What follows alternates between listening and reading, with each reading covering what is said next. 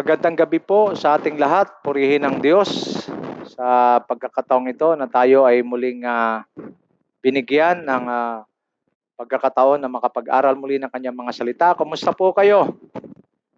Nawa tayong lahat ay nasa mabuting kalalagayan at patuloy na sumusunod sa Diyos, expressing explicit, immediate, and accurate obedience sa sinasabi ng Panginoon.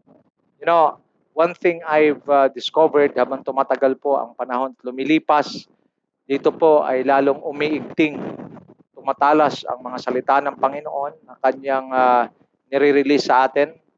It's just what we've discussed last Sunday, na ito yung time of isolation or lockdown. The Lord is, kumbaga, recharging us. Nire-recharge tayo ng Panginoon at kinakargahan tayo ng mga fresh word, fresh manna from heaven, fresh revelation. Together with the fresh word of God is the grace of God. Sabi ni Pastor Wilbert, ang ibig sabihin ng grace is the grace. Grace means the power and ability of God working in us for us to become what God wants us to be. And the grace of God is the God's power and ability working through us for us to do what God wants us to do. So tuloy-tuloy lang ho, ang tawag dito ay parang refueling. So we are being refueled by the Lord. So karga lang ng karga. Sige lang ho, tanggap lang ng tanggap ng salita ng Panginoon because we are in the recharging mode. O the Lord is really nagre-refuel ang Panginoon sa atin. Isa lang ibig sabihin yan, watch me now. Pag ang isang sasakyan ay nag-refuel, ibig sabihin malayo ang kanyang pupuntahan at malayo ang kanyang marating kasi full tank siya. Now, kung yung iba sa atin ay nakakita na ng gas station, dumaan na, inignore, hindi pinansin yung kanyang gauge doon sa kanyang fuel, na yung pala, he is almost running out of fuel, ang mangyayari yung hindi magre-refuel in this lockdown, hindi makakatanggap ng bagong kapahayagan, fresh word, refueling in the Spirit, what will happen? They will not travel long. Okay? They will only reach short distances. Kailangan makuha nyo revelation ngayon, mga kapatid. Ano? We are now running 16 months, okay, of this lockdown since March 2020. But again, isa sa purpose ng Panginoon is to prepare us for our God-given assignment. I strongly believe the Lord will launch us very, very near. Ano? Yung iba sa inyo, malulaunch this year, yung iba next year. So you have to be vigilant. Kailangan lahat ng mensahe since 2020 ng March, since this pandemic began, kailangan na-accumulate natin lahat ng turo po sa atin ng ating mentor, Pastor Wilbert, simula doon sa family altar, nagsimula doon sa time ni Noah, yung preparation ng ginagawa ng Diyos, magpahanggang ngayon, ang dami ng accumulation ng mga now word ng Panginoon. Just keep it in your spirit. Sometimes yung iba sa inyo, Pastor, masyado ng marami, okay lang.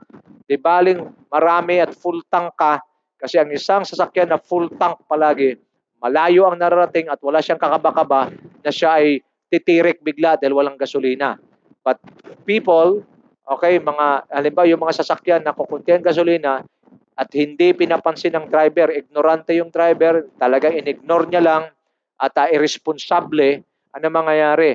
Ang mararating lang ng kanilang sasakyan ay mga malalapit lang na destinasyon. Watch me now. Those who miss the refueling, those who miss the recharging or the outpouring of fresh revelations together with the grace of God in this season, in this crucial season of this pandemic, they will not reach long distances, or they cannot reach more, they will not be part of the advancing of God's kingdom. They will be sidetracked. They will be, ano ba tawag dyan? Titirik. At sila ay may isasantabi na lang. That's the saddest part of a life of a believer. Hindi na ang Diyos nagkulang since March 2020 up to now. Nag-pour out siya. Grabe ang blessing sa School of Church Builder Tribe sa pamumuno ng ating mentor, Pastor Wilbert. Every day, mayroong daily live streaming, pero yung iba talagang in-ignore. Marami ka ng gasolina na pinalampas sa buhay mo. Hindi mo nilagay sa iyong spirit. Tandaan niyo ako mabuti. Watch me now. Ang literal at natural na tangke ng gasolina, mayroon lang yang kapasidad, limited, full tank. Pero in the Spirit, the capacity of the Spirit is limitless.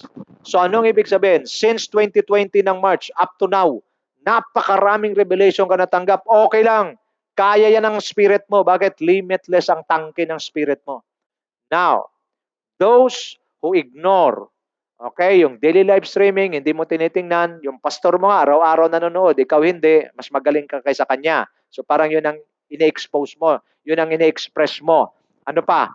Yung iba, kahit na mayroong mga discipleship training, marami ng mga naririnig na katuruan, ini-ignore mo pa rin, hindi mo kinakargahan ng espiritu mo, hindi ka makakarating sa dapat mapupuntahan sa'yo ng Diyos. Bakit? Titirik ka bigla. I am not threatening you, I am only reminding you. Ngayon, anong gagawin mo? Ngayong gabi, kung nakikinig ka sa akin, magsisimula ka ngayong gabi. O sige, mag-full tank ka ngayong gabi. Ano ibig ko sabihin? Paano ka di ba? Isinasaksak doon yung ano bang tawag diyan? Yung pinakalagayan ng gasolina, isinasaksak doon sa ano mo, sa pinakalagayan ng gasolina mo at kailangan naka ano yan doon. Kumbaga, talagang walang natatapon doon. So, ano ibig sabihin? Same thing tonight. Kung gusto mo talaga na makahabol ka sa refueling, makahabol ka sa recharging, makahabol ka sa outpouring, you need to focus now. Walang gagalaw, walang kung ano-anong gagawin para yung outpouring ng Word of God tonight will be directly deposited to your spirit. Yung iba, nakikinig na salita ng Diyos, kung ano-anong ginagawa, hindi nakafocus. Ang daming natatapon. Alam nyo, pag yung gasolina natapon at dahil malikot yung yung nilalagyan, ano mangyayari? Delikado yan. Kung mayroong magsisindi ng apoy ng kahit konti, magliliyab yan. Kaya maraming mga mananampalataya, leaking vessel, mabilis masunog. Bakit mabilis masunog? Kasi yung kanilang leak, okay, nagli-leak yung gasolina, kunting ano lang, alam niyo yung gasolina, kumbaga, flammable, na pagka kahit kunting apoy lang, masusunog agad. Ganon din ang nangyayari. I-relate nyo, yung mga Kristiyano na leaking vessel, hindi seryoso sa pakikinig ng salita ng Diyos, ang daming ginagawang kamunduhan o sa mga bagay sa mundo, hindi strongly accurately connected sa kanilang career ng kanilang rest, leaking vessel. Kunting problema lang, sunog agad. Bagsak agad. Naintindihan nyo? So, kung gusto nyong humabol at gusto nyong makabiyahe pa ng mas malayo at makasama sa move of God, you need to refuel tonight and make sure nakatutok kayong mabuti. Dahil kung hindi, leaking ka na naman, kunting apoy lang, kunting problema lang, sunog ka na naman. Ano mangyayari? Walang mangyayari sa buhay mo. Palagi lang up ng konti, down ng marami. Up ng konti, down ng marami. Hanggang isang araw, magising ka, nandun ka na sa lusak ng kasadlakan ng iyong kabiguan. Tao ho ang gumagawa ng kanyang kapahamakan, hindi Diyos. Ang Diyos, isa lang ang kanyang plano, iligtas tayong lahat. Ang tao, mas pinili niya yung mga bagay na kinamumuhian ng Diyos, kasalanan. Pinili niya ang mga bagay na hindi itinalagat binigay sa kanya ng Diyos. So, tingnan niya ako mabuti. When God told Adam and Eve, you are free to eat any fruit of the garden except the one that is in the middle, the fruit of the knowledge between good and evil. Lagi yung tandaan, binigyan tayo ng Lord ng free will. Pero yung ating free will na yan, gusto ng Diyos gamitin natin, na piliin natin kung ano yung mabuti sa paningin ng Diyos. Piliin natin na sumunod sa Diyos. Pero mayroon talaga, hindi na siguro talaga maalis. Kahit in the book of Genesis, Exodus, Leviticus, Numbers, Deuteronomy, makikita mo talagang matitigas talagang ulo ng mga tao. Pero ngayong gabi, I am not reiterating it to you, pero ngayong gabi, kung ikaw ay nais mong ma-refuel, nais mong ma-recharge, at nais mo na makareceive ng outpouring tonight, just open your spirit, enlarge the capacity of your spirit, and then focus para makahabol ka pa. Ulitin ko, ang isang sasakyan na kukunti ang gasolina, malapitan lang ang kanyang nararating. Once na makarating siya sa isang lugar, o minsan hindi pa nga nakarating, titirik yan. Once na tumirik, tapos walang gasoline station, that will be a Calvary for you. Pero doon sa full tank, doon sa mga uhaw sa salita ng Diyos, full tank palagi ang Spirit. Anong sabi palagi ng mga naka-full tank? Anywhere, anytime, kahit saan tayo dalhin ng Panginoon, ready kami pumunta. Amen? Palakpakan natin ang Diyos. Hallelujah. Okay, so let me pray for you, Father, in the name of Jesus. I pray that your people tonight are listening as you do the refueling, as you do the recharging, as you do the outpouring in the Spirit tonight. I pray that you will enlarge the capacity of our spirit as we receive fresh word from you, precious Holy Spirit. I pray also that you will create in us that hunger and thirst to partake your word, hunger and thirst to continue receive your word, Father God. Thank you. We give you praise and we give you honor. We glorify your name in all the earth. You are God and you are God forever. From the beginning till the end of this study, speak to us in a very powerful way. Thank you once again. Bless your people tonight. The sick will be healed. The weak will be strengthened. Those who are defeated will be victorious, and those who are in need will be provided, and those who are being being drugged by depression will recover. In the name of Jesus, this is my declaration and prayer. Amen and amen. Palapakan natin muli ang Diyos. Hallelujah. Magandang umaga, magandang hapon at magandang gabi sa ating mga kapatid dyan sa ibang bansa at ganun din sa mga kapatid na kasama natin ngayong gabi. Purihin ang Panginoon at tayo po ay magpapatuloy po sa ating series, Biblical Principles that Established and Empower Us to Secure Our Victory. So tapos na po tayo sa ating mga na-discuss nung nakaraan. Again, ang pinaka-ano ho nito, ang pinaka-ugat po ng ating pinag-aaralan ay walang iba kundi yung buhay ho ng prodigal son. So mapapansin natin, palawak ng palawak ang revelation. We've read the Word of God about the prodigal son, pero nung ang Diyos ay masyadong gracious sa atin, napakaraming mga sangasangang kapahayagan. Okay, so umabot po tayo doon sa pangpito, sa panghuling ginawa ng prodigal son, pag sinasabing prodigal waldas. Ibig sabihin, the father had given him his portion, kanyang mana, pero anong ginawa niya? He took it away and then nagpakalayo-layo at winaldas niya doon sa kanyang mga kaibigan, sa mga walang kabuluhang pamumuhay, at ano nangyari? Siya po ay nawalan. Lagi niyong tandaan, the moment you keep yourself away, take yourself away from the Father, what will happen? No leading, no impartation. What comes next? Distraction. Napunta siya sa isang lugar na kung saan ang pinakamababang uri ng trabaho ay mag-alaga ng baboy.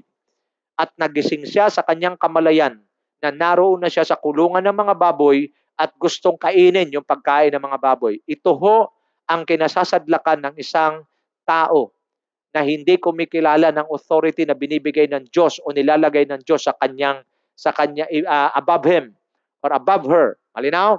So dahil hindi niya kinikilala yung kanyang tatay na nilagay ng Diyos bilang authority over him, anong ginawa niya? Nagsulo, nagsarili, kapahamakan. Now, don't wait. Diba? Ang challenge natin before, do not wait na doon ka magising sa kulungan ng baboy. Ngayong gabi, magising ka na. Para pag nagising ka ngayong gabi, at least hindi ka pa nakarating sa kulungan ng baboy.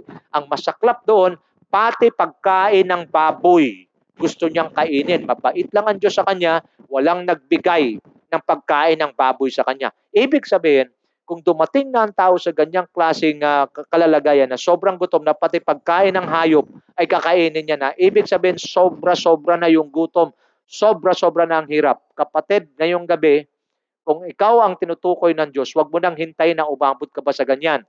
Ibig ka ng Diyos, iligtas ngayong gabi sa kapahamakan na naghihintay sa malimong desisyon at ginagawa. Pero ngayong gabi, the Lord is reminding you to become a good steward. Di ba yan ang message natin? Kaya, the good steward of what God had entrusted you or the God's resources. So God had given us many resources. So binrek down lang natin ito sa tatlong T. Number 1, treasure. Okay? So dapat maintindihan natin anything that we have, any possession that we have in our hands. Lagi niyong tandaan, lumabas tayo sa mundo, walang dala. At kung anong meron ka, sasakyan, bahay, career, whatever, name it, everything comes from God. So sabi sa Psalms 24:1, The earth is the Lord's and the fullness thereof. So napaalala natin muli, let's refresh lang natin that God is the owner, we are just the managers. Managers will do nothing, they will not execute anything without the approval of the owner. Yung iyong possession, may bahagi ang Diyos dyan, kaya balik mo yung iyong tithes and offering sa Diyos kasi yung bahagi ng Diyos, given the fact, the truth, na siya yung nagsusupply ng strength sa'yo, siya yung nagsusupply ng lakas sa'yo, siya yung nagsusupply ng wisdom sa'yo para magawa mo yung pinapagawa niya. Kaya kung anumang na-accumulate mong possession dyan sa iyong mga kamay ngayon, na ipangalan man sa iyo yung kotse mo, na ipangalan man sa iyo yung house and lot mo, lagi mong tandaan, manager ka lang. Ikaw ay pinagkatiwalaan lang ng Diyos. Bakit ka pinagkatiwalaan? Kasi naniniwala siya na kati-katiwala ka. Malinaw, kati-katiwala ka. Ibig sabihin, simple lang yan eh. Kaya nga anong tawag natin sa Tagalog? Ano-ano yung mga ari-arian mo? Bakit sinasabing ari-arian? Kasi hindi sa'yo. Yung negosyo mo, ari-arian mo lang yan. Sa Diyos yan. Yung buhay mo, sa Diyos yan. Yung lakas mo, sa Diyos yan. Yung talent mo, sa Diyos yan. Everything that you possess, even your very life, it belongs to God. Malinaw.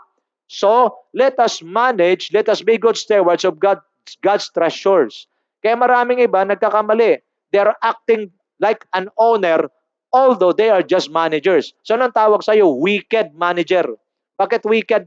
Wicked manager ka? Because you are trying to be someone. You are trying to be an owner. Alangan namang agawan mo ang Diyos. Sino pang umagaw sa Diyos na papahamak? That is why maraming mga kahit mananampalataya na napapahamak. Bakit? Ayaw kilalanin ang ownership ng Panginoon. They are not good stewards with God's treasures. So they spend their money, they spend anything for their own selves. Balik na naman tayo. Galit talaga ako sa laman eh. Pag ang laman mo na naman ang iyong alam mo, binubusog, di masama ha na kumain, mabusog, hindi masama. Pero kung lahat na lang ng mga resources mo at possession na galing sa Diyos, ginamit mong purong-puro sa laman na ito na kontrabida, numero 1 kontrabida sa gusto mangyari ng Espiritu, you are helping the devil. Mabigat ho ito. The moment you satisfy your flesh, you're helping the devil, okay, to weaken your spirit. That is why tonight, malinaw na pinapadala ko ng Diyos sa iyo para magising ka sa katotohanan, God is the owner, we are just managers. Then be a good manager. Look at me now. When a manager is good, and then the owner, na prove niya na yung manager na kanyang pinagkatiwalaan ay talagang mabuti. Marami hong manager na ganito. Lalo na yung owner, sobrang yaman. Anong sinasabi niya? Because you have proven to me your integrity. Because you have proven to me your loyalty. Then, itong tindahang ito or itong negosyo na to, ibinibigay ko na sa iyo. Yan ang ating inaabangan. Dahil ang ating amang nasa langit, hindi naman sa kanya importante yung mga bagay sa libutan. Susunugin niya lang lahat to eh. Kaya gusto ng Diyos na magiging good manager muna tayo para maging katiwa-tiwala tayo, yung integridad natin, yung loyalty natin sa Kanya, pinuprove natin na maayos, pwedeng ipagkatiwala, gagawin ka talaga ng Diyos na owner dito sa lupa. Nagkakaunawaan tayo? Kaya nga, kailangan mo ng Word of God palagi para mayroong titimbang, mayroong puputol sa mga mali natin pinagagawa. Pangalawa, time. Okay, we should be good stewards of God's time. So napag-aralan natin nakaraan, if we want to be good stewards of God's time, wag natin gamitin lamang. Mayroon ngayon, yung mga latest ngayon, mga Korean, kung ano-ano. Hindi ko sinasabing masama sila, ha? Hindi ko rin sinasabing masama yan. Okay naman yan, tumingin, okay rin naman yan, manood ng konti. Pero pag ikaw ay na-hook na dyan, na wala ka nang nakikipag-away ka pa, patungkol dyan, naloko ka na. Okay? Nadaya ka na ni Satanas. Bakit? Kasi kung mayroon ka mang ipaglaban, kapatid, tumingin ka sa mga mata ko, kung mayroon ka mang ipaglaban, walang iba kundi ang Diyos at ang kanyang salita. Ilaban mo yan ng patayan. Pwede yan. Sabi ni Pablo, for me to die is Christ, for me to live is Christ, but to die is gain. Yun lang, kung mayroon man tayo, ibuhos natin lahat, magkaubusan na lahat, basta para sa salita ng Diyos, para sa kapurihan ng Diyos, para sa kaluwalhatian ng Diyos, sige. Pero kung para lang sa mga tao, para lang sa mga bagay ng mundong ito, ang tawag ko dyan, malinaw na kamangmangan. Wala kang pupuntahan dyan kundi kapahamakan. But the moment, sabi ng Panginoon, he who saved his life will perish. But he who gave his life for my sake and for the gospel's sake will find it. Those who save their lives will lose it. Nakita niyo mga kapatid? Kaya kailangan, mayroon talaga kayong salita ng Diyos. Kaya yung salita ng Diyos, iistorbo doon sa mga wala sa hulog. Yung may mga tama. Okay? Bukod sa tama sa espiritu, tama rin sa isip at pag-iisip, marirebuke ka talaga ng salita ng Diyos. Kaya kung mayroon ka mang ipaglaban talaga ng buong buhay mo, tataya mo lahat, yay walang iba kundi ang kapurihan ng Diyos, ang salita ng Diyos, at pagluwalhati sa Diyos. At yung laman mo, iiyak sa hirap. Okay lang yan. Ulitin ko ha. Ang tunay na pagganap sa kalooban ng Diyos ay walang iba kundi ito. The moment you deny all the desires of the flesh and you begin to embrace the desire and the will of God, even though yourself will suffer, it's fine because you are doing God's will. Malinaw? So una, we need to, if you want to be good steward of God's time, spend time building yourself in the Word. Joshua 1:8, anong sabi? Let this book of the law do not depart from your lips or from your mouth. Meditate on it day and night so that you will be able to do everything written in it. And your life will become prosperous and successful. Nakita nyo mga kapatid? Success and prosperity, if it is founded in the Word of God, then that is a powerful, unshakable, immovable, okay, success and prosperity. But success and prosperity without God's Word is a short-lived. Kaya mapapansin nyo, yung iba na nanalo sa mga sugal, nagiging milyonaryo, ilang panahon lang, nakikita mo, naghihirap na uli. Bakit? Kasi hindi galing sa Diyos. Pero pag yung success mo at prosperity mo, tumingin ka sa akin kapatid, kung ikaw naging successful ngayon, naging prosperous, pinayaman ka ng Diyos, at ikay malalim na salita ng Diyos, I really appreciate businessmen. I really appreciate Christians doing business na malalim pa salita ng Diyos, strong ang connection sa Diyos, strong ang connection sa career ng grace niya. I really appreciate this kind of people doing business. Why? Because yung kanilang negosyo, kahit tamaan ka pa ng pandemic, kahit na ano pang challenge sa negosyo mo, hindi babagsak yan. Bakit? Kasi founded ka sa salita ng Diyos, founded ka sa principles ng Diyos, founded ka sa mga utos ng Diyos. Babagsak man yung, ano bang tawag dyan? Yung nature ng business mo, tatamaan man yan. Hindi babagsak yung sayo. Bakit? Kasi Diyos ang magpaprotekta at Diyos din ang mag-aahon yan. At pag ang Diyos ang nag-ahon, walang pwedeng magbagsak. Pag ang Diyos naman ang nagbagsak, walang pwedeng mag-ahon. Malinaw, kapatid? So we should understand that being a good steward of God's time, we need to spend time building ourselves strong in the Word. Pangalawa, if you want to be a good steward of God's time, let us learn to build our time, to build ourselves in prayer. Spend quality time with God in prayer. So dito tayo humaba, dito natin naranasan na kung saan God is commanding us, not requesting, but commanding us to pray at all times. Ano yun uli? It is simply fine-tuning ourselves, fine-tuning our spirit to the frequency of heaven. Parang radyo lang yan. Yung mga nakakaabot, mga kaidaran ko doon na nakakaranas pa ng radyo, di ba? Itatapat mo yung yung tawag diyan, yung tuning, yung yung mayroon kang pipihitin itutono mo kasi pagka hindi mo nakuha yung tamang frequency, maingay. Kung yung gusto mong pakinggan, hindi mo maririnig. Bakit? Wala sa tamang frequency. Pero kaya pinipihit yan hanggang sa pag napihit na, yung tamang frequency, malinaw ang dating. Look at me now. If you pray at all times, fine-tuning your spirit to the frequency of heaven, ano mangyayari? Every time na mayroong gagawin ang God of heaven, mabilis mong ma-pick up in the spirit. Naintindihan? Yan ang purpose bakit tayo inutusan ng Panginoon through Apostle Paul, pray at all times. Napaka-iksi nga lang pray continually. What's the purpose of that?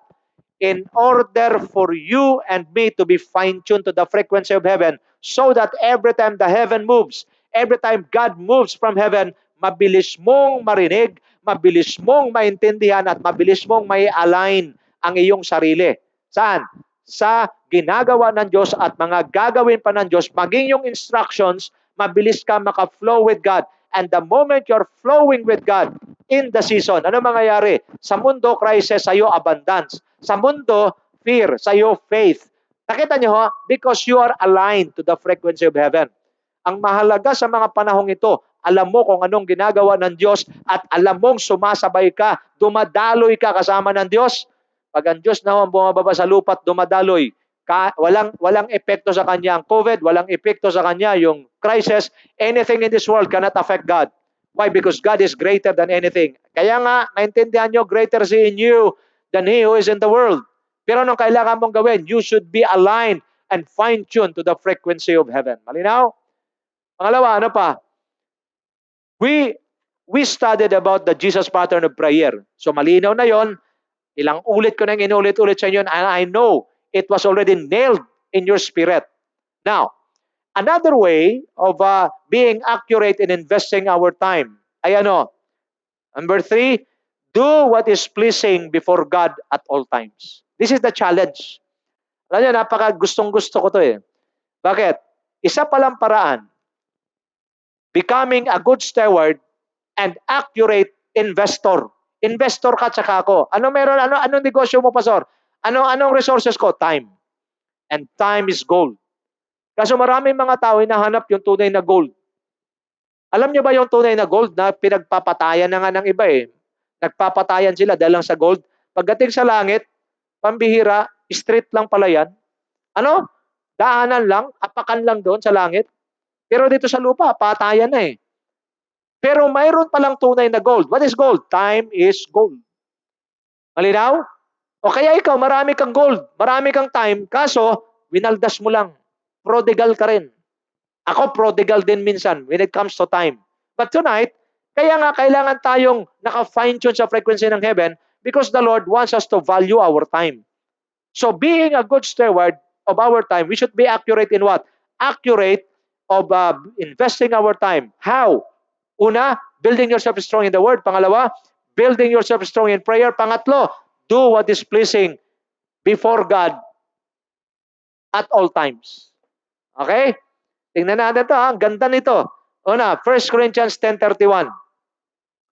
New International Version, so whether you eat or drink, or whatever you do it all for the glory of God. Nandiyan ba kuya?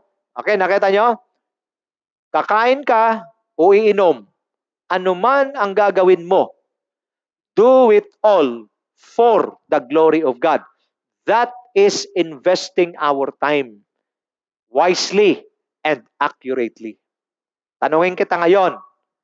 Kausap ko sila Pastor Abet at si Pastor Dennis, nakausap ko sila. Mayroon dati kasi ng time namin, anong tawag yun kuya, yung nilalagay dito? Hindi yung isa, yung plus, yung goma.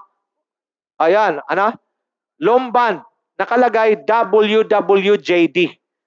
Kung ano ibig sabihin yan? What would Jesus do? If you want to be accurate, if you want to become a good steward of God's time, kasi tandaan natin, hiram lang ang buhay natin. Hindi po tayo forever dito sa mundo. Dapat alam natin yun.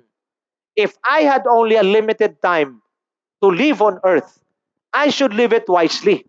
Now, without this revelation, without hearing the word of God, you will spend it foolishly. Pero pagka ikaw, you want to spend it wisely, you will do what is good or you will do what is pleasing before God at all times. This is the pattern of our Lord and Savior Jesus Christ. John 4:34, binigyan siya ng pagkain ng kanyang mga alagad. Ano sabi niya? My food is to do the will of my Father who sent me and to finish the work. So mapapansin nyo, talagang wala siyang ibang ginawa kundi yung pleasing lang sa harapan ng kanyang ama. Same thing with us. Tinuro sa atin ang scripture, kakain ka man, okay, iinom ka man, anuman ang gagawin mo, gawin mo lahat sa kapurihan ng Diyos, sa kaluwalhatian ng Diyos. Nakita niyo na? Tanungin kita ngayon, pag ikaw ba ay nanood ng mga singkit, okay, yung mga Korean ba yan? Again, di ko sinasabing masama sila at saka masama yung ginagawa mo. Pero kung umabot ka na, sumobra ka na pati ikaw na magnet na at kaisa ka na nila na hindi mo malaman kung ano nangyari sa'yo, na wala ka sa ulirat mo, gamitin natin yung WWJD. What would Jesus do? Sa palagay mo, habang ginagawa mo yan, nanonood ka ng ganyan, at ikaw ay nadala na sa ganyan, nakikipag-away ka pa dahil dyan, what would Jesus do? Sige nga. Andyan si Kristo katabi mo. Ano kayang gagawin ni Kristo? Sa palagay mo, ikaw na lang. Kasi kung ako, halimbawa, kukutusan ka ba ni Kristo? O hindi ko alam anong gagawin sa'yo. Okay?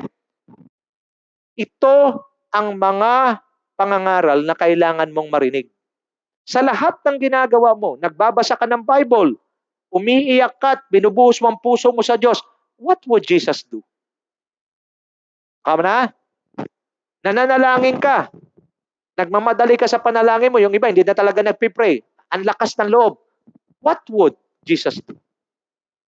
Alam mo na ang kamay ng Diyos sa buhay mo ay walang iba kundi ang pastor mo na carrier ng grace mo at covering ng Diyos sa iyo dito sa lupa. Hindi mo pinapansin. Hindi mo kinikilala. What would Jesus do?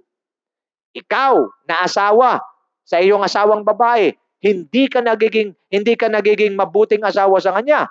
Okay? Katatapos lang ng Father's Day, hindi ka nagiging kumbaga maayos. What would Jesus do? Sa palagay mo, maganda tong WWJD na to. What would Jesus do? Tanungin mo kasi ulitin ko, hiram lang ang buhay natin. Maiksi lang ang oras at panahon na binigay ng Diyos sa atin dito sa lupa para magstay. Bakit? Bakit maiksi? Dapat sana hinabaan. Alam ng Diyos, magsasuffer ka dito sa lupa. Marami mga pagsubok dito, kaya gusto kanya kunin. Pero, habang nag-stay ka rito, what would Jesus do? Kayo na mga nagdinegosyo, what would Jesus do? Kung kayo ay nag-engage sa mga under the table, what would Jesus do? Yan ang magandang itanong eh. Kasi pag tinatanong mo, magagawa mo na itong 1 Corinthians 10:31. Whether you eat or drink, whatever you do, I will do it all for the glory of God. I will not do any under the table. Ano pa? I will not do anything that will not glorify my God. So ano nangyayari? Bawat kilos mo, bawat galaw mo, maayos. Malinaw mga kapatid. Bakit? Kasi this time, you want to become a good steward of God's time. Bakit? Ito lang ho ang aking analysis simply. Why? Because sabi ng Ecclesiastes 12:13-14, lahat tayo haharap sa Diyos at magsusulit. Ibig sabihin yan, pagsusulitan natin lahat ng ginawa natin, mabuti man o masama, hayag man o lihim. Kaya mahalaga, mayroon tayong tinatawag na sukatan sa buhay natin.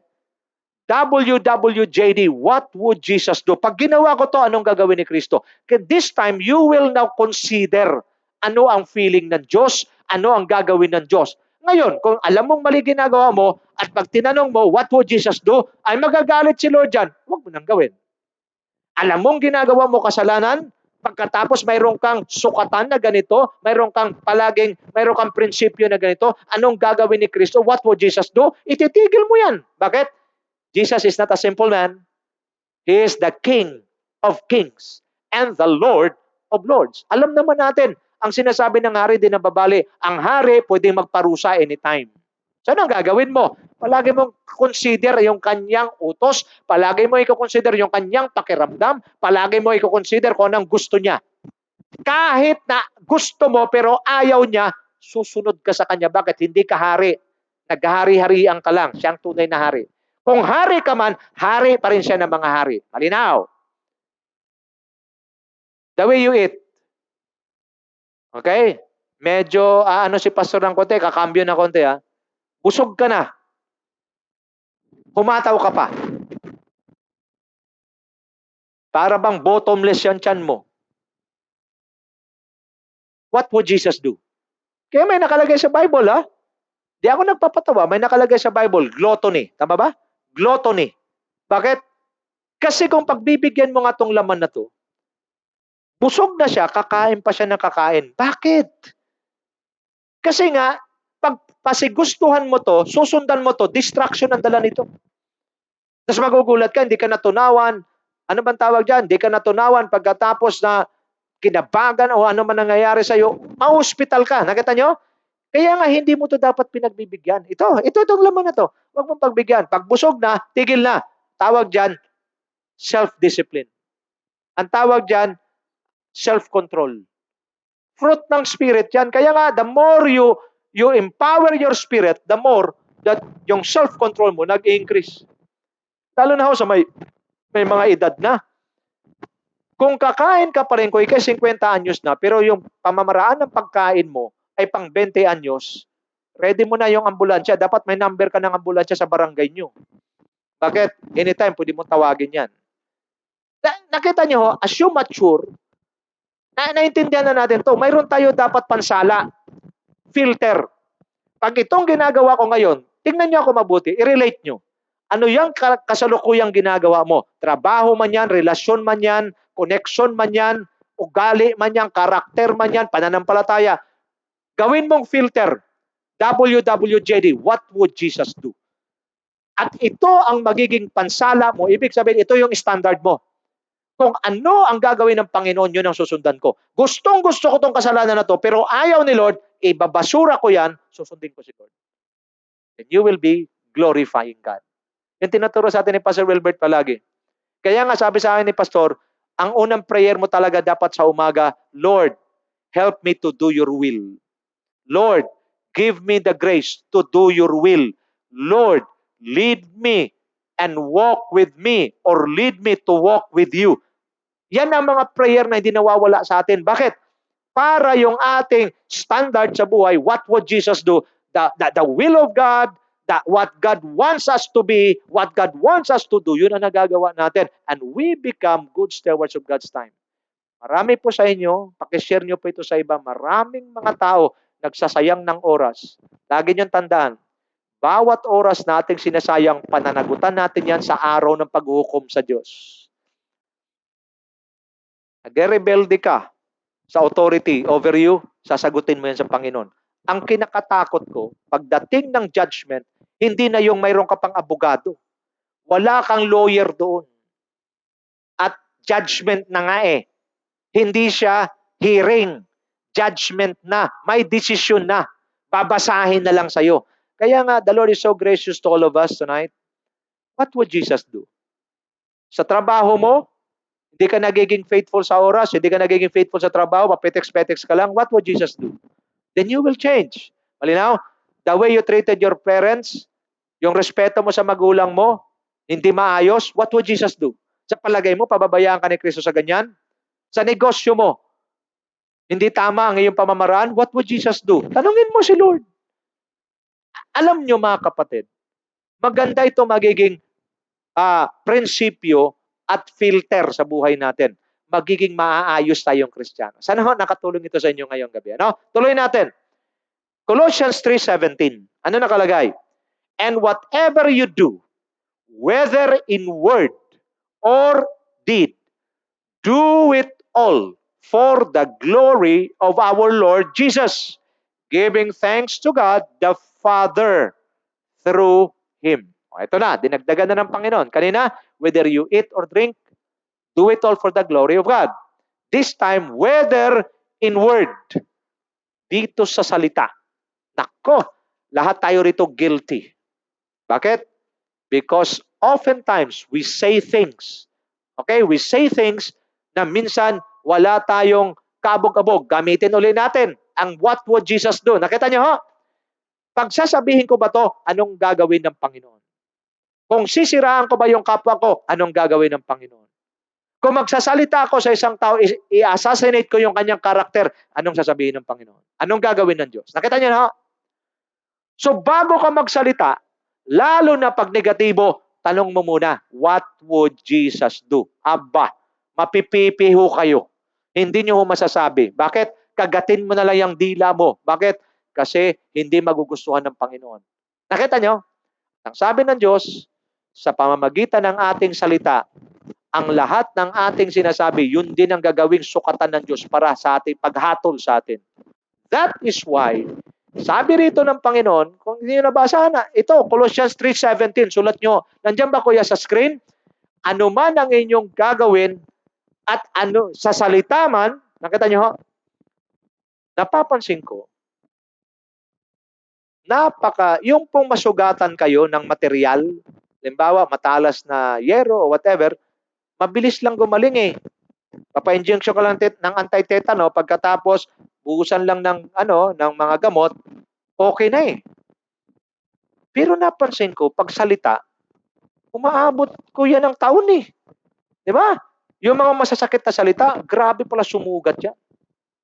Kaya dito pinapakita sa atin ng Panginoon, ano man ang gagawin natin sa salita, una yung salita eh. This time, if you want to become a good steward of God's time, you have to be careful.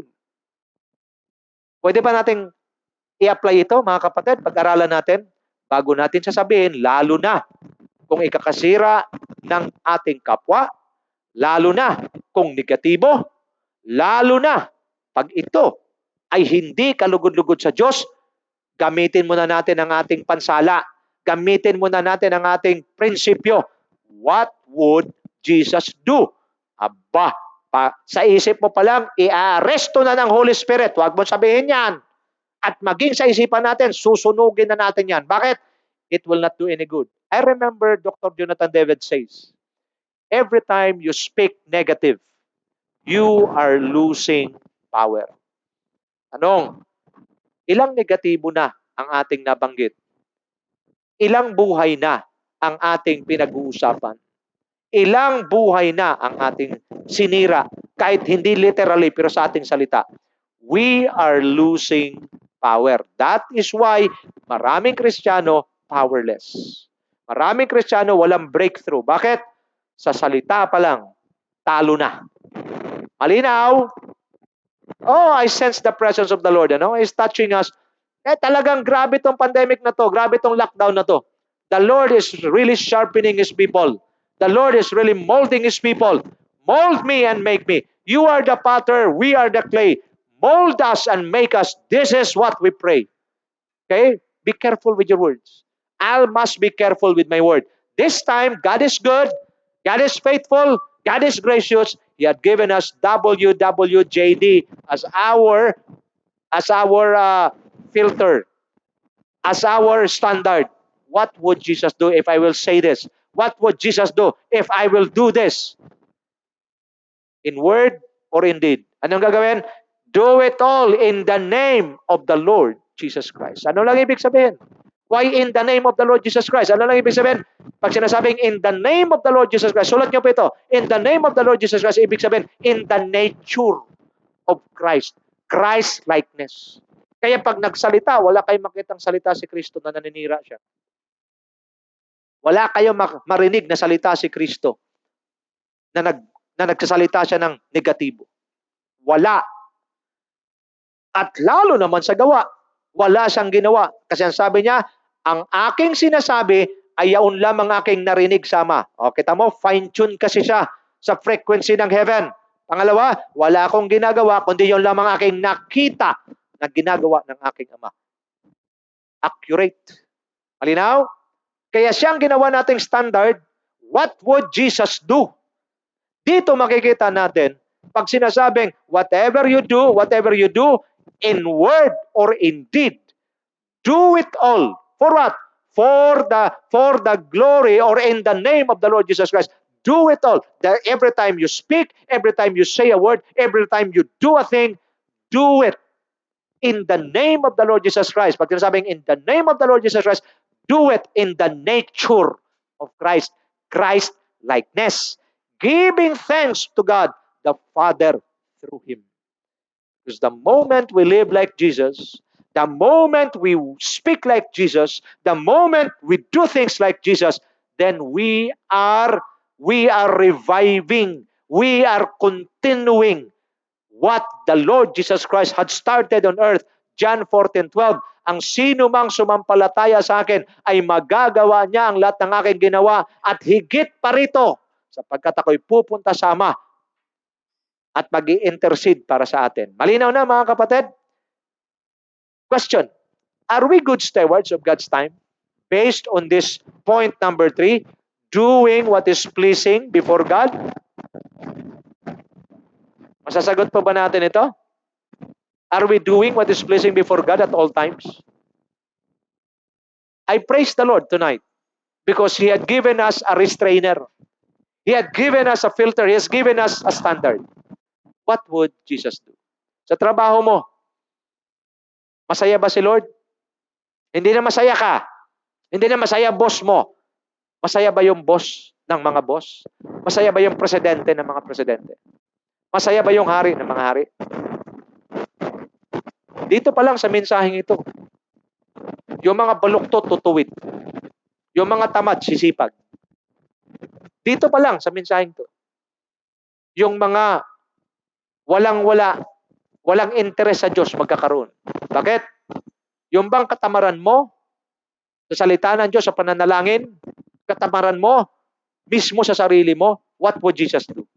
Alam mo, sabi ng Lord sa Bible, yung mga tamad, huwag pakainin. Nakita nyo? Ang ating Diyos, ang Panginoong Yesus, hari ng mga hari yan. At pinakita ni Kristo na nasa lupa siya, wala siyang bahid ni konti, ni anino, ni gatiting na katamaran. Wala. Gusto na ng kanyang mga alagad magpahinga. Anong sabi niya? Gumawa tayo habang araw kasi paggabi na walang magagawa. Sinusulit ng Panginoon ang bawat panahon para bigyan ng kaluwalhatian ng Ama. Anong ganun din ba tayo? Tawarin tayong lahat ng Diyos. Hindi tayo ganun kasipag katulad ng Panginoon. And then we want to do Christ-like ministry. We want to see great and mighty things happen. Shame on us. It will not happen. But the moment we speak, we say things and do things in the name of the Lord Jesus Christ, in the nature of Christ, what will happen? Then we will see. And we are now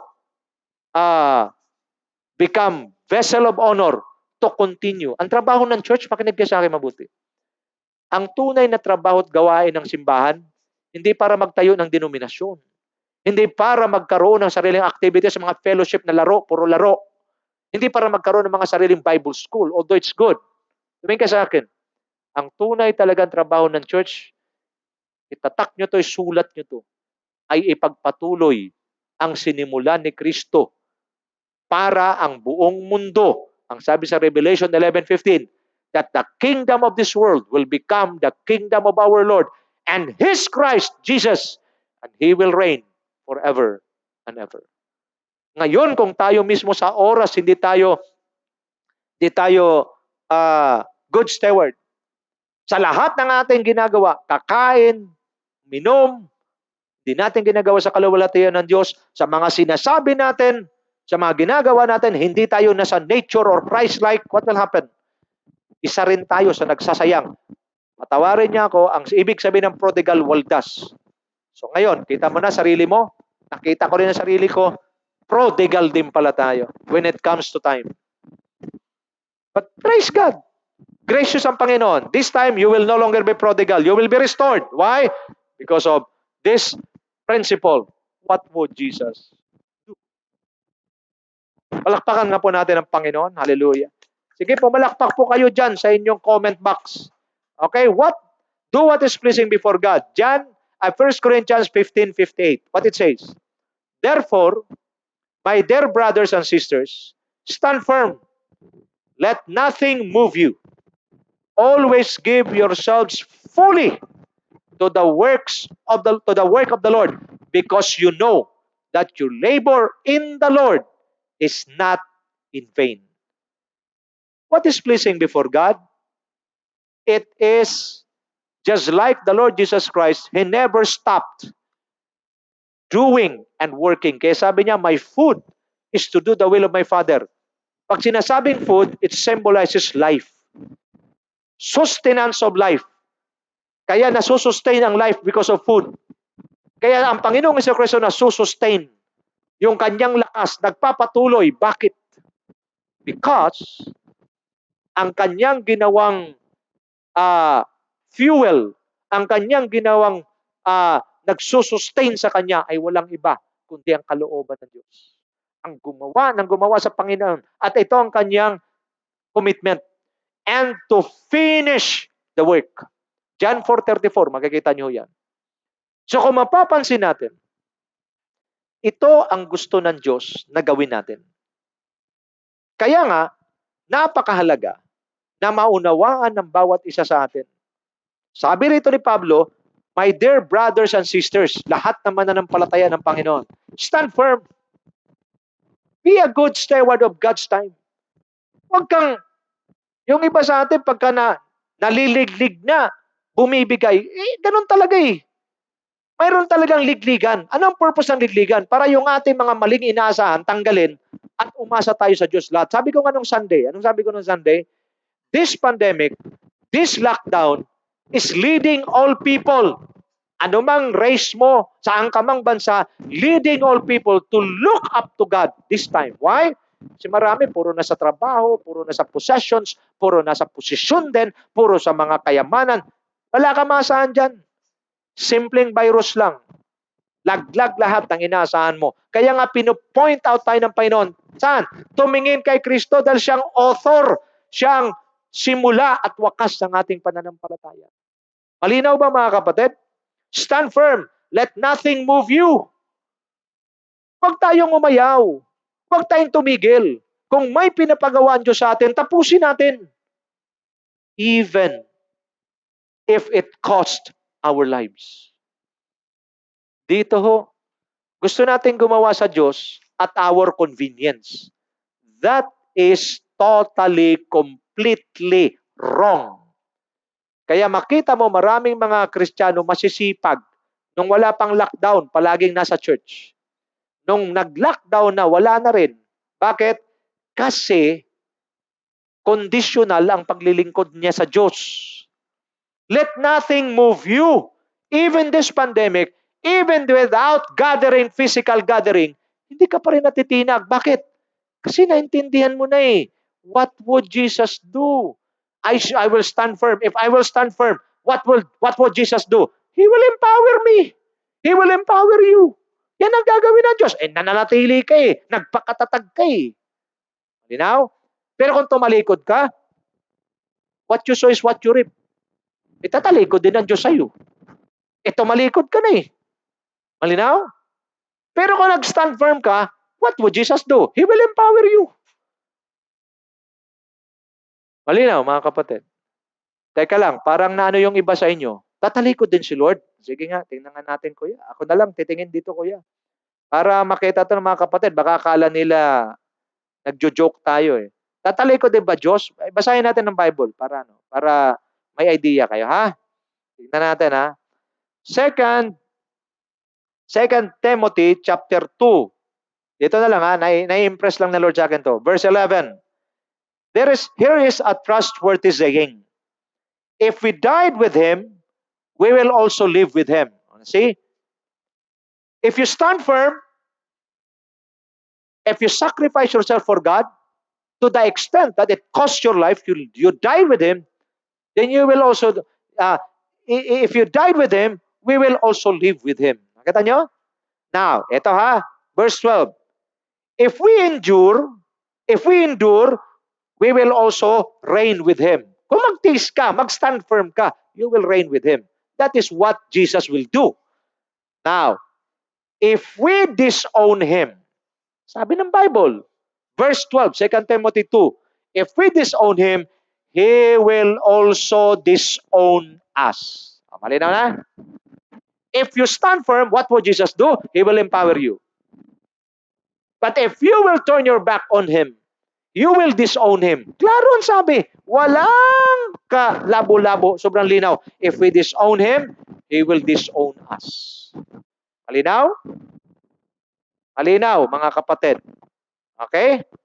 So dito, napakahalaga ho na maintindihan natin to. Ang sabi rito, stand firm. Okay? Stand firm. Brothers and sisters, stand firm in your faith with God. Why? Because dito, mayroon tayong filter, mayroon tayong principle. What would Jesus do? If you will stand firm in your faith, anong gagawin ng Panginoon? He will empower you. If you die with Him, then we shall live with Him. If you endure for Him, then we shall reign with Him. Ganun ang ginawa ng Panginoon. He died for the sins of the world. God raised Him from the dead. Jesus endured the sufferings. Where is Jesus now? Reigning with God in heaven. So same thing ang mangyayari sa atin. Nagkakaunawaan tayo mga kapatid. Ito ho ang mga katotohanan na dapat nating malaman. Kaya nga, mayroon kang dapat standard na ginagawa sa buhay mo na kahit anong mangyari, hindi mo siya ipagpapalit. Okay? So dito pinapakita sa atin ng Diyos, pagka sinasabi natin, if we stand firm, ano mangyari? My brothers and sisters, stand firm. What will Jesus do? Empower you. Let nothing move you. This pandemic, do not allow this pandemic to move us. Do not allow every testing to move us. Ano lang ibig sabihin? If you allow nothing to move you, what will happen? Then Jesus will establish you.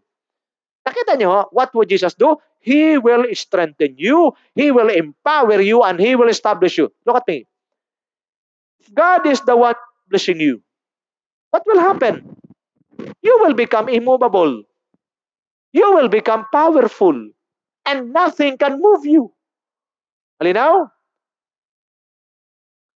Always give. Anong gagawin mo? Always give yourselves fully to the work of the Lord. Ito na. Being a good steward of God's time. Being a good steward of God's borrowed time. Hiram lang ho. Si Pastor Wilson will not endure forever. Si Pastor Wilson, meron lang season para magsalita at mag-deliver ng mensahe ng Diyos. That is why when I deliver the Word of God, minsan matalas at madalas matalas at pag kayo, yung iba nasasaktan. Sipin nyo na lang ho, tanggapin nyo ho ng tama. Be a good steward of God's Word. Every time you receive the Word, lalo na ho pag may binabasang scripture talaga at ini-explain na nasasapul ka, maging mabuting katiwala ka ng salita ng Diyos. Tanggapin mo. Huwag mong labanan. Tanggapin mo. Hayaan mong ikaw ay ituwid nito. At yan ang magdadala sa iyo sa maayos at matagumpay na buhay. Ano daw ang gagawin mo? Being a good steward of God's Word, fully, not partially, fully. Always give yourselves. Ibigay mo ang sarili mo saan? Fully, buong buo, to the work of the Lord. Pag sinasabing work of the Lord, to the will of God. Work of the Lord, to the will of God, to the ways of God, to the plans of God. I-commit mo ang buhay mo. Ibigay mo. Pag sinasabing ibigay, once na ibinigay ko tong bagay na to kay Kuya Joshua, wala na akong pakialam dito. Si Kuya Joshua na ang bahala dito. Nagkakaintindihan tayo? Once you give yourself fully to the work of the Lord, to the will of God, to the move of God, you fully give yourself to the will of God, to the purposes of God. Wala nang bawian yun. Kaya nga, sinabi fully. F-U-L-L-Y. Buong buo. Si madalas sa atin, nagsusurrender sa Lord partially. Alam mo malalaman, paano mo malalaman na partial ang surrender mo sa Diyos? Pag mayroon ka pang hinahawakan sa buhay mo ngayon na hindi mo pa binibigay sa Diyos, yung matagal nang hiningi sa iyo ng Diyos na isuko mo, hanggang ngayon di mo pa rin binibigay.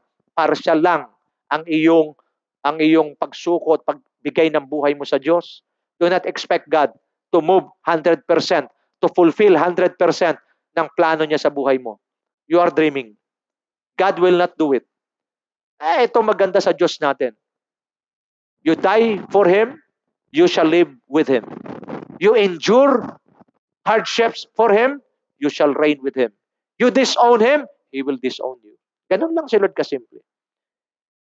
What you sow is what you reap. Kaya, anong gagawin mo? Stand firm, let nothing move you, and then give yourself always. Nakalagay, always. Bakit always? Kasi there are times, nasa mundo ka, pwede ka magbago. At kilala mo sarili mo, kilala ko sarili ko, minsan nagbabago. So, always, give yourself fully to the work of the Lord. Always give yourself fully to the will of God, to the leading of God, to the guidance of the Holy Spirit. Malinaw? Always. Give yourself. Wala nang bawian.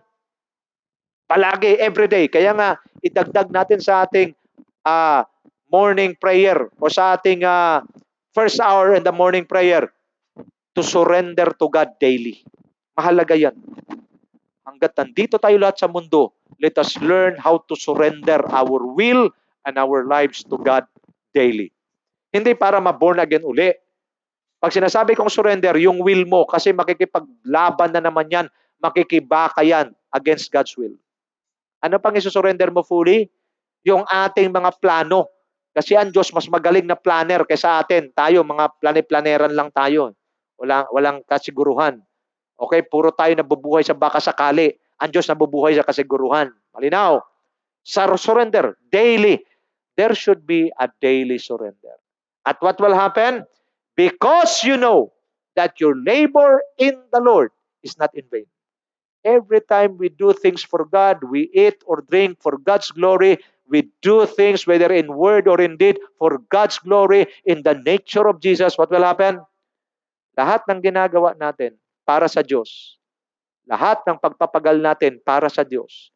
Lahat ng pagsusumikap natin lumakad sa katuwiran, sa kabanalan para sa Diyos. Lahat ng pagpapasakop natin sa Diyos at maging sa career ng grace natin para sa Diyos.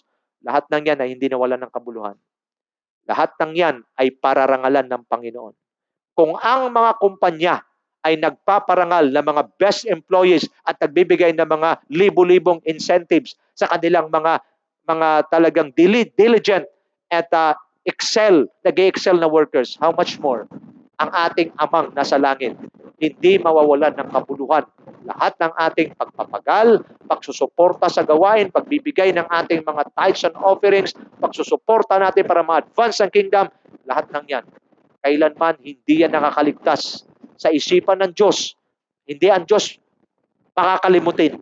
Lahat ng ating ginawa para sa Kanya, palaging mayroong katapat na pagpapala. Maalala ko si Pastor Wilbert, anong sabi niya?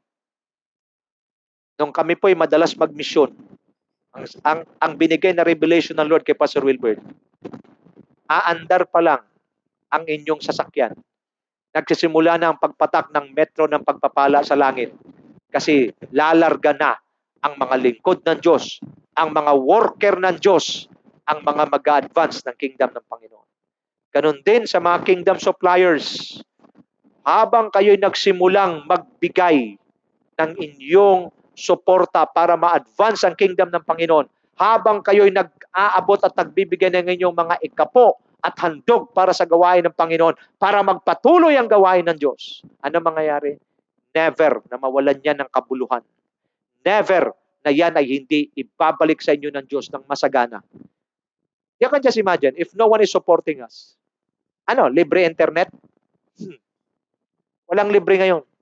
Bakit tayo nakakapaghatid ng magandang balita palagi? Why? Because there are people being used by God to support this live streamings. Bakit tayo mayroong araw-araw na ACB live streamings? Sa palagay nyo, libre yun? Hindi. May binabayaran yan. That is why, lahat ng investment natin para sa gawain ng Panginoon, kayong mga nagtatites, faithful sa tithing tsaka offerings, kahit sa gitna ng mga hamon sa buhay, mga pagsubok sa buhay, huwag ka mag-alala. Ang Diyos ay may sabi, because your labor in the Lord, all because you know, alam mo, kaya nga pinapaalam ng Diyos ay ngayong gabi, that your labor in the Lord is not in vain. Tonight, let us be good stewards of God's time. Let us be careful. Let us be faithful in everything you do, whether you eat or drink, do it for the glory of God. Whatever you do, whether in word or in deed, let God be glorified. Do it in the nature of Jesus, Christ-likeness. My brothers and sisters, stand firm. If I stand firm, what would Jesus do? He will empower you. Let nothing move you. If I allow myself nothing to move me, then Jesus will establish you. And what comes next? Always give yourself fully to the works of the Lord, knowing that your labor in the Lord is not in vain. Ngayong gabi, let us make this principle filter what would Jesus do, and our lives beginning tonight will never be the same again. Instead, we will increase and raise up our stature to the highest level where we can be more than conquerors through Him who loved us. God bless you all. Father, I pray in Jesus' name. Bless your people. Bless us all tonight who partake the fresh manna from heaven. Thank you for reminding us, what would Jesus do? Father, I pray that this will not just be a slogan, but this will become a restraining, a filter, a standard, a principle ng bawat isa simula ngayong gabi. At sa huling hininga namin, gagamitin namin batayan at sukatan upang kami ay huwag magkasala at upang mapanatili namin ang buhay na pinagpalat kinalulugdan ng Diyos. This is my prayer in Jesus' name. Your table will never run out of food. Whatever your hands do, the Lord will bless, because this time you are moving, walking through the leading of the Holy Spirit. Receive it in Jesus' name. Amen and amen. We love you. Shalom.